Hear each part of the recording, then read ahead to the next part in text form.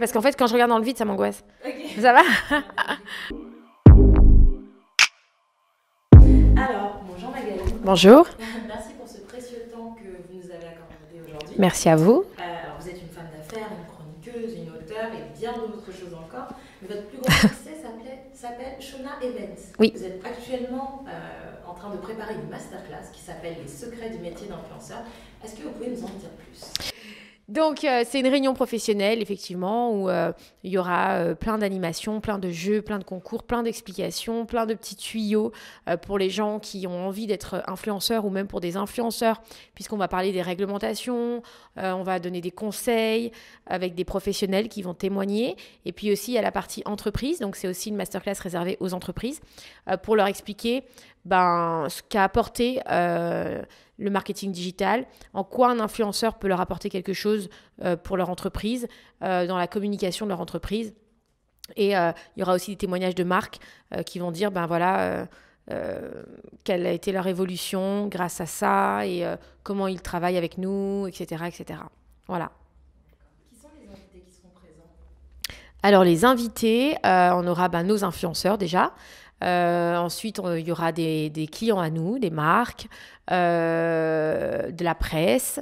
On est en train de préparer des concours aussi pour faire gagner des places. Il y aura des étudiants aussi qui sont invités, des étudiants en communication.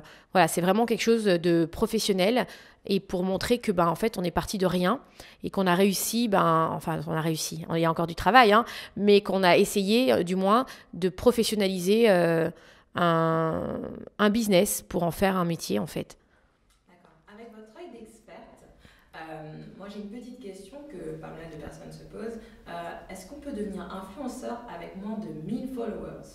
Alors, je pense que tout le monde peut être influenceur et à la fois pas tout le monde. C'est-à-dire que tout le monde peut tenter sa chance. Maintenant, il faut avoir un talent. Et le talent, c'est de fédérer un public et d'avoir un aura sur son public. C'est-à-dire que les gens vous écoutent, que vous ayez un impact sur les gens. Et ça, c'est un vrai talent. C'est comme être un orateur, en fait. C'est quelque chose de... Voilà, pas donné à tout le monde. Mais à la fois, dans les gens qu'on voit tous les jours, eh bien, peut-être qu'il y en a un qui a ce talent-là et on ne le sait pas. Donc, c'est pour ça que tout le monde peut être influenceur. Alors, selon vous, pourquoi il ne faudrait sous aucun prétexte manquer cette masterclass? Alors, il ne faut pas la manquer parce que déjà, je pense que ça va faire changer d'avis à beaucoup. Ça va faire évoluer, en fait, pour moi, les mentalités. C'est-à-dire que beaucoup de gens sont fermés à cette communication. Beaucoup de gens prennent de haut, par exemple, que ce soit un candidat de télé-réalité. Et moi, je veux vraiment montrer que c'est une communication, candidat de télé-réalité ou pas. On s'en fiche, on n'est pas là pour dénigrer qui que ce soit, pour savoir lui vient de là, lui il a fait ça. En vrai, si des gens ont un public et si des gens ont réussi à fidéliser leur public, eh bien c'est respectable, quel qu'il soit et de quel que soit l'environnement duquel il vient. Voilà. Est-ce que vous pourriez nous donner plus d'informations sur le lieu de l'événement, la date, l'heure, pour les personnes qui disent Alors, donc c'est au Théâtre du Mogador, ça sera le 9 décembre à 19h et franchement, je suis très contente sur le lieu parce que c'est une salle qui est juste magique. Elle est belle et c'est un honneur pour moi d'organiser une masterclass dans ce lieu-là, quoi. C'est tellement beau. Alors, revenons un petit peu sur votre agence qui s'appelle Shona Events. D'où est née l'aventure justement de Shona Events et pourquoi Shona Events? Alors, c'est né d'un hasard, on va dire, parce que j'ai rencontré des candidats de télé-réalité à cette époque, dans un moment de ma vie où moi j'étais au plus bas. Eux, ils étaient aussi au plus bas. C'est vrai que tout le monde était un peu perdu parce qu'ils n'étaient pas du tout encadrés. Donc voilà, je pense que dans notre malheur à ce moment-là, on a réussi avec une bonne étoile à saisir des opportunités. Et pourquoi Shona Events? Parce que au départ, les candidats de télé-réalité, donc c'est ceux-là que j'ai rencontrés en premier, faisaient que des bookings dans les boîtes de nuit. Donc pour moi, ils faisaient beaucoup d'événementiels. Donc en fait, pour moi, les accompagner, c'était faire de l'événementiel. C'était pas au début pour faire du placement de produits. D'ailleurs, j'ai monté ma structure, je crois que c'était en mars 2016. C'était pour organiser des bookings, pour les encadrer. Et je crois que le placement de produits, vraiment, on a commencé peut-être en juillet. Donc, j'ai passé ces quelques mois où, pour moi, c'était de l'événementiel. C'est pour ça que j'ai appelé ça Shona Events, parce qu'en vrai, ce que je fais aujourd'hui n'a rien à voir avec l'événementiel. Donc, c'est de la com, quoi, en fait. C'est pas de l'événementiel. Et Shona, parce que c'est le prénom de ma fille. Voilà. C'est en été que vous avez décidé de vous lancer dans cette énorme aventure. Quelle a été votre plus grande motivation et source d'inspiration? Alors, quand on est endetté, la plus grande force dans ce malheur-là, puisque je pense que beaucoup de Français sont endettés, on n'en parle pas assez, mais l'endettement en France, c'est un vrai problème. Quand on est endetté, les gens ne sont pas aidés. C'est très, très difficile à vivre parce qu'on se retrouve comme un paria de la société, on se retrouve rejeté, on se retrouve mal regardé. Les gens vous regardent de haut, alors qu'au final, il y a beaucoup plus de gens endettés que ce qu'on peut penser, mais seulement les gens ne l'assument pas, ne le disent pas. Moi, j'ai décidé de l'assumer parce qu'au contraire, je l'ai tellement mal vécu que je voulais que ce soit un exemple de positif parce que endetté, c'est que du négatif en vrai. Tout est négatif. Personne ne veut savoir pourquoi vous êtes endetté. Tout le monde s'en fout. Tout le monde sait que vous êtes endetté, donc c'est horrible, quoi. Moi, j'en ai fait une force. C'est-à-dire que quand on est endetté, ce que j'ai envie de dire aux gens, c'est qu'en fait, on n'a plus rien à perdre. On a déjà tout perdu. Donc, pourquoi ne pas prendre des risques à ce moment-là? Puisqu'en fait, il n'y a pas de risque, on n'a plus rien. Donc en fait, essayons de nous relever et de faire en sorte que ce malheur devienne une force où justement, on n'a pas peur de se lancer. Parce qu'aujourd'hui, les gens qui ont peur de se lancer, c'est parce qu'ils ont des choses à perdre. Donc, ils ne se lancent pas. Mais quand vous n'avez rien, il n'y a rien à perdre. Donc, c'est là où il faut se lancer et tenter le tout pour le tout et faire des moments de folie parce que c'est le seul moment où on peut se permettre des moments de folie parce que, voilà, justement, il n'y a pas de danger. On est déjà en bas. Vous aviez fait une formation dans la communication? Non, pas du tout.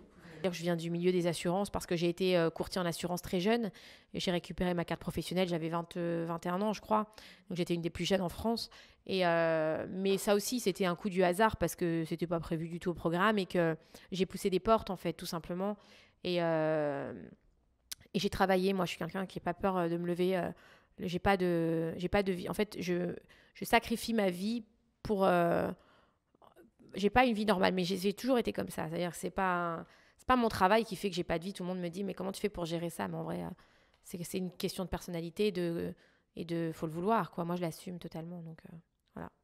Comme vous dites, vous êtes parti de rien et aujourd'hui votre agence elle travaille avec près de 90% des influenceurs. On peut dire que vous êtes un modèle. Maintenant, moi ce que je me demande c'est aujourd'hui est-ce que vous avez encore des mentors ou des modèles? Oui, alors oui, j'ai déjà Stéphane Courby qui est devenu mon associé, qui est un modèle pour moi parce que c'est quelqu'un qui vient de rien aussi, qui était l'assistant de Chavannes, je crois, dans son histoire et qui aujourd'hui est devenu le plus grand producteur mondial. Donc rien que ça, c'est pour moi, c'est un exemple et puis c'est quelqu'un qui m'apprend parce que moi je viens de rien, je viens de la rue, donc je fais des erreurs comme tout le monde parce que quand on n'a pas cette structure autour de nous, on n'est pas structuré. Et effectivement, ces gens-là, peut-être ont fait, eux, ce chemin avant nous. Et du coup, aujourd'hui, ils sont structurés. Donc, ils ont beaucoup de choses à m'apprendre et ils m'en apprennent tous les jours.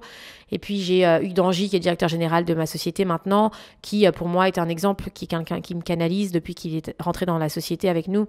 Donc, qui a été...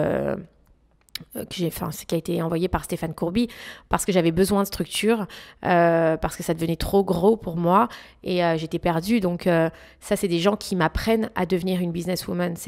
J'étais pas une businesswoman, je suis juste quelqu'un qui est du culot, qui pas peur peut-être, j'ai des défauts, des qualités, mais je pense qu'ils sont en train de faire de moi une businesswoman. Donc parce qu'ils m'apprennent et ils me disent attention, ça il faut pas le faire. Et j'apprends tous les jours avec eux, à leur côté et pour moi, aujourd'hui, ce sont mes exemples et c'est ceux sur qui je m'appuie pour évoluer et pour avancer.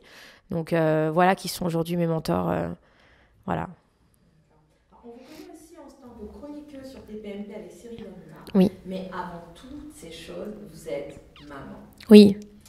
Quel est votre secret? Est-ce que vous avez une hygiène de vie particulière? Oui, c'est à l'opposé. Alors, c'est à la fois positif et négatif parce que mes filles, je les protège et je les mets à l'abri et je travaille pour elles et tout ce que je construis, de toute manière, c'est pour mes enfants, pour les protéger parce que moi, j'avais rien et je veux pas que mes filles, un jour, se retrouvent dans une situation comme j'ai été moi parce que c'est trop difficile et que, voilà, c'est mon rôle de maman de les mettre à l'abri.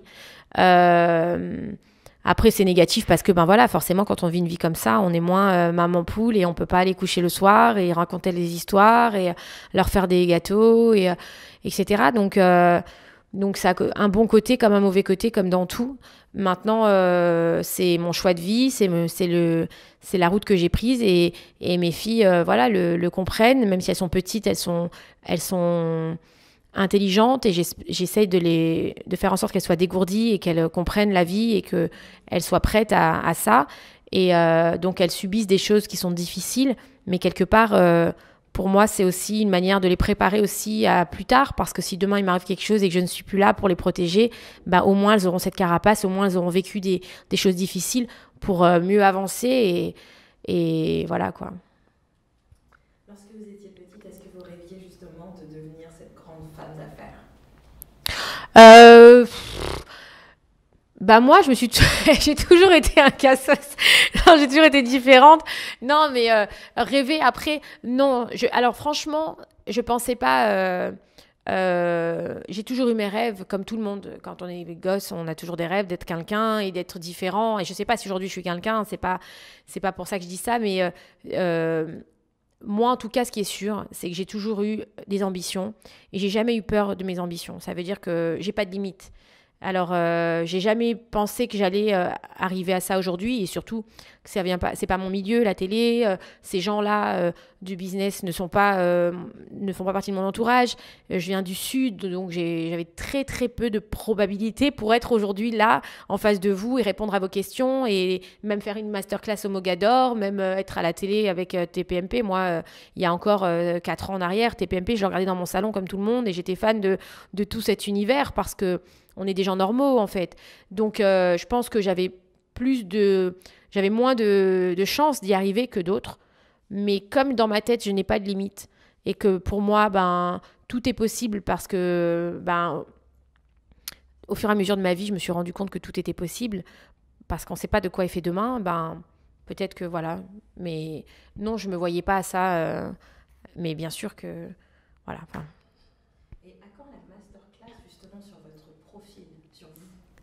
ben, j'en fais Moi, je fais souvent des formations où j'interviens dans des écoles de commerce, en fac, etc. J'en fais régulièrement. J'en ai une très très grande là au Grand Rex, je crois, en janvier, pour une école de commerce, une grande école de commerce, pour parler de mon parcours. Voilà, après, vous savez, moi, je mélange un peu tout. Hein. J'ai toujours eu ce côté, pareil, qui est à la fois positif et à la fois qui peut être négatif, c'est que je mélange tout. Le perso, le pro, l'affect, le pas affect. Donc, c'est ce qui, des fois, ben, est bien et des fois n'est pas bien. Mais pour moi, ben, tout est lié à mon histoire. De toute manière, à un moment ou à un autre, ma masterclass, c'est aussi moi, en fait. Donc, voilà. Et quel conseil vous donneriez à nos membres casting.fr qui souhaiteraient se lancer dans le monde des influenceurs? D'être naturel et d'être travailleur. Et surtout, si vous réussissez, ne croyez pas que c'est acquis. Ça veut dire, voilà, c'est le travail, la volonté, le respect, la loyauté. Si vous avez tout ça, vous pouvez être un bon influenceur. Travail, respect, loyauté. Et du coup, où est-ce qu'on peut vous retrouver? Bah écoutez, je vous attends le 9 décembre au théâtre du Mogador. Je suis jamais allée dans un théâtre de ma vie. Donc, ah si, je suis allée voir le spectacle de Richard Orlinski il y a pas longtemps. Donc, c'était dans un théâtre, je crois. Mais voilà, il y aura plein de choses. Je pense que c'est un bon moment. Et puis, il est temps de changer un peu les mentalités. Le métier d'influenceur, au départ, personne ne savait ce que c'était. Personne ne voulait l'assumer. On a fait en sorte qu'il soit accepté, qu'il soit assumé. Maintenant, je voudrais faire en sorte qu'il soit bien vu et respecté. Voilà. Eh bien, merci à casting.fr. Je sais que vous avez fait émerger beaucoup de talents. Voilà. Donc, j'espère que tous ceux qui entendront cette interview auront une chance d'évoluer, d'avancer et grâce à vous aussi, enfin grâce à ce site. Et je vous dis à très très bientôt.